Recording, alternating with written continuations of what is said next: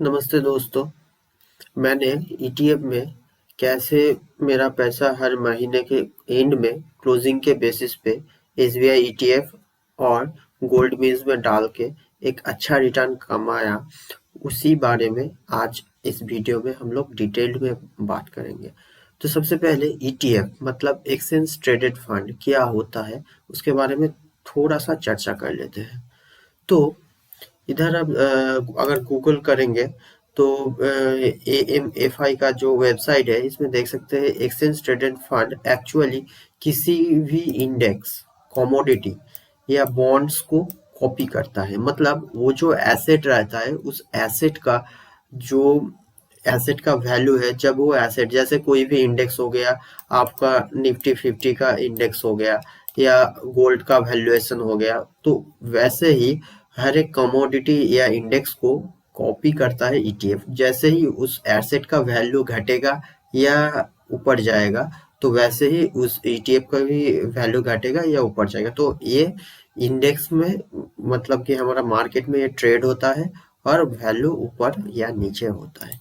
तो एक retail investor जो जब भी मार्केट में आता है, तो ये ऐसे ऐसे सिक्योरिटीज में अपना पैसा डाल के रिटर्न निकाल सकता है। तो आप लोगों का एक छोटा सा सिंपल क्वेश्चन आपके माइंड में आ सकता है कि हम लोग इंडेक्स को मतलब इंडेक्स फंड्स को छोड़ के क्यों हम लोग इसमें पैसा लगाए, कि ये उधर म्यूचुअल फंड्स भी है, तो म्यूचुअल फंड में भी हम लोग पैसा रखते हैं। इसमें छोटा सा एक इशू आता है कि इंडेक्स फंड में हमारा मतलब आपको मिनिमम एक अमाउंट साइज डालना पड़ेगा, जैसे 5000 या 6000।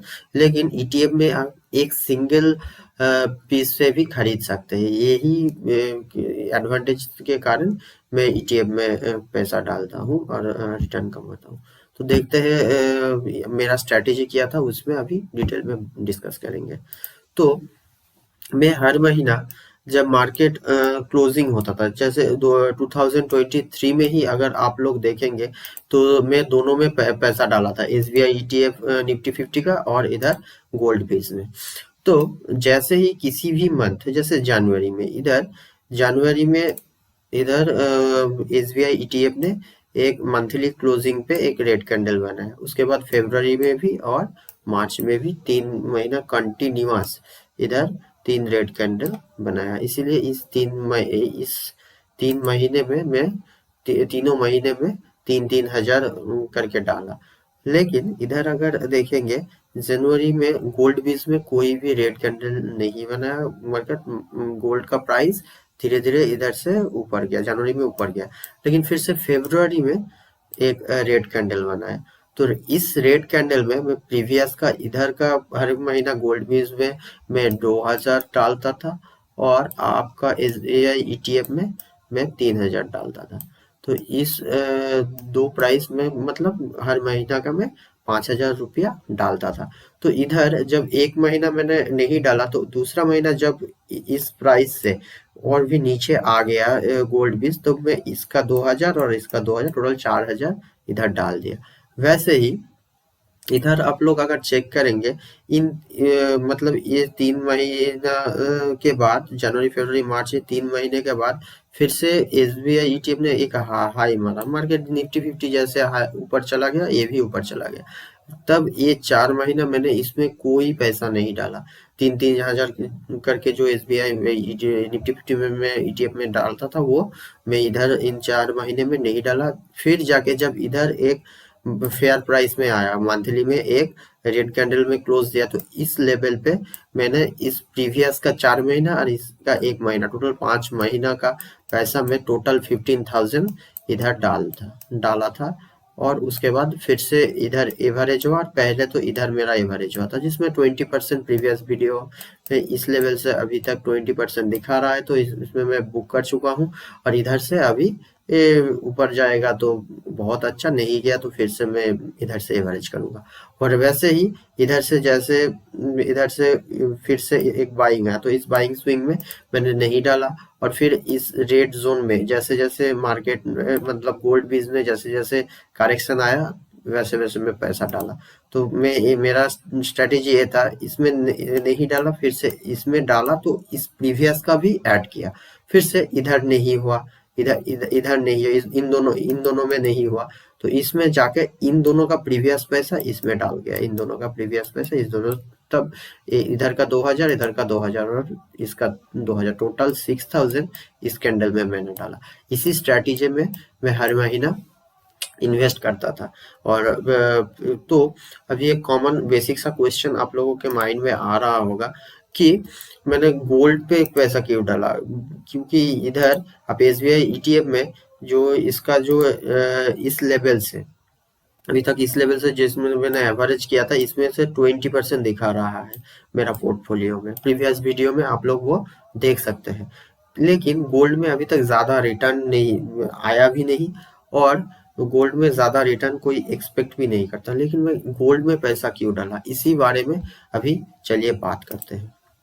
देखिए दोस्तों, मार्केट जब भी एक करेक्शन मोड में जाता है, तो सभी एसेट में करेक्शन होता है। हम सभी लोग जानते हैं कि गोल्ड और जो मार्केट के एसेट है वो रिवर्स प्रोपोर्शन इन्वर्सली प्रोपोर्शनल है। तो मेरा स्ट्रैटेजी क्या था वो अभी डिटेल में डिस्कस करेंगे।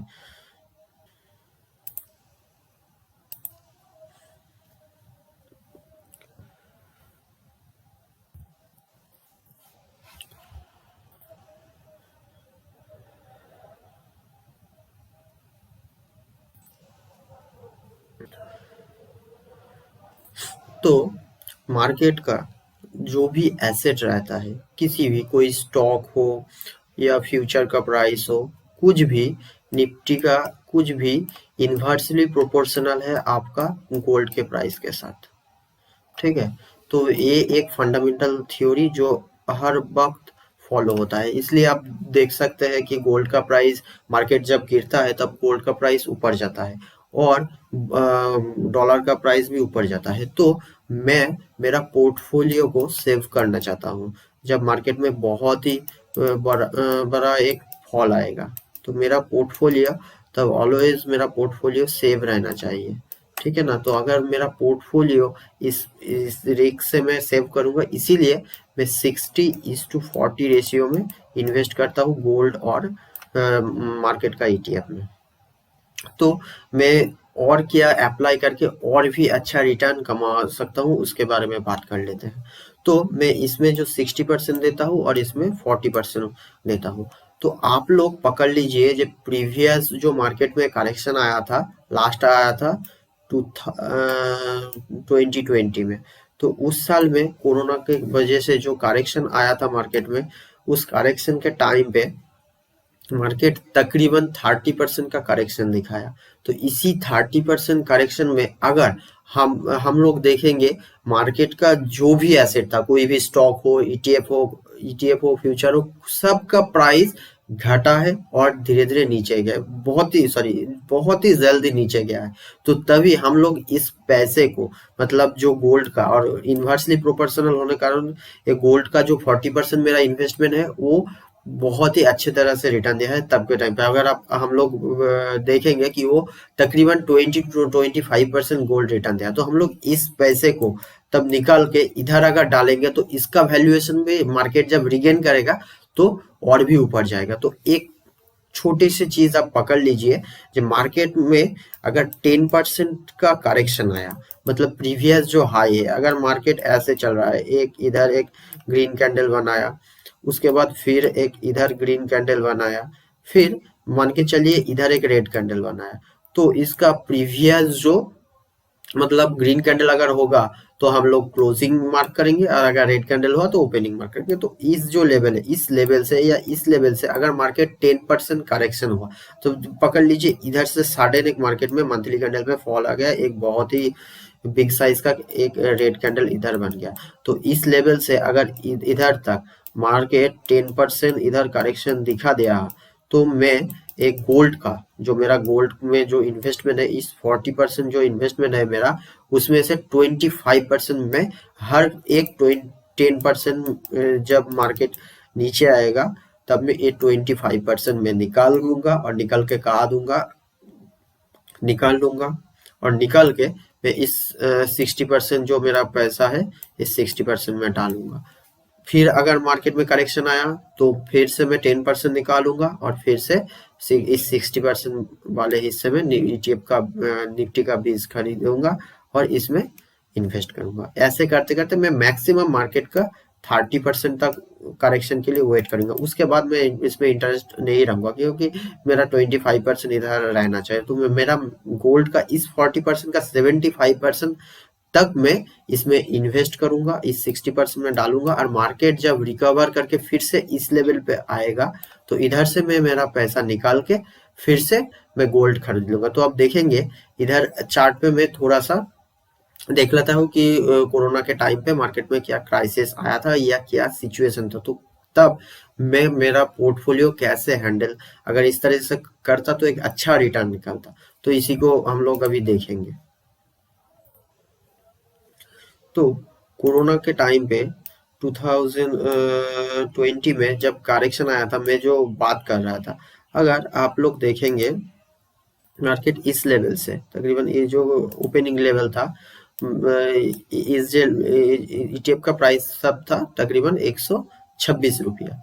इधर से 126 के लेवल से तकरीबन इधर 30% के आसपास करेक्शन हो गया। ठीक है ना, इधर से 30% के आसपास करेक्शन हो गया। तो मैं क्या करूंगा, हर एक 10% के गिरावट के साथ मैं गोल्ड का मेरा पैसा, गोल्ड अगर आप इधर देखेंगे इस मंथली कैंडल पे 2020 में गोल्ड का प्राइस तब एकदम ऊपर चला गया। इसका रिटर्न अगर आप कैलकुलेट करेंगे इधर से,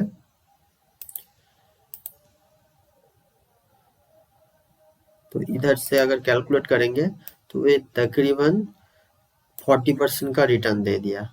तो इधर से हायर वैल्यूएशन में निकाल के इधर लोअर वैल्यूएशन में मैं इन्वेस्ट करूंगा। अगर लोअर वैल्यूएशन में मैं इधर इन्वेस्ट करता रहा तो फिर से इधर देखेंगे, इधर से मैं पैसा निकाल के इधर डाल रहा हूँ तो इधर लोअर प्राइस पे मेरा बाय हो रहा है।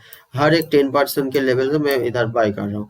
फिर से मार्केट जब इधर रिगेन किया तो इस लेवल पे फिर से जब मार्केट आएगा तो इधर से जो ये मेरा इन्वेस्टमेंट था इस लेवल तक मैं जो इन्वेस्ट किया ये पूरा मेरा प्रॉफिट में निकल गया। और फिर से जब इधर इधर मेरा मतलब हो गया तो इधर से मार्केट गोल्ड का प्राइस फिर से घटने लगा। इधर जो हाई लगा है उसके बाद फिर से घटने लगा, तो फिर से मैं वो पैसा निकाल के धीरे धीरे इसमें एवरेज कर दूंगा। हर एक रेड कैंडल में मैं एवरेज करता रहूंगा और धीरे धीरे मेरा पैसा इधर भी और जो मेरा रिटर्न का पैसा है वो रिटर्न का पैसा इधर से मिल जाएगा।